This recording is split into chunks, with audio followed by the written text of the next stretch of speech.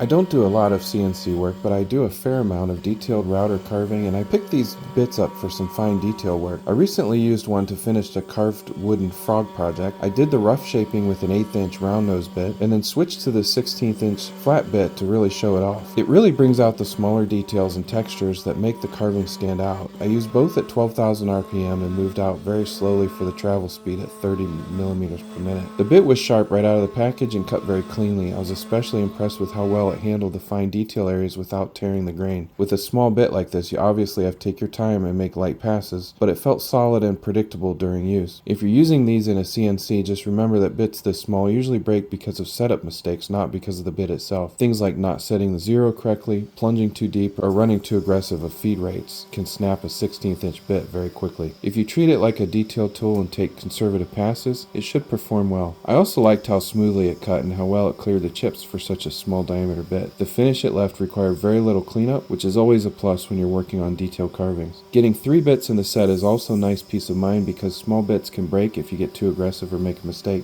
So let's just sit back, relax, and watch the carver do its work.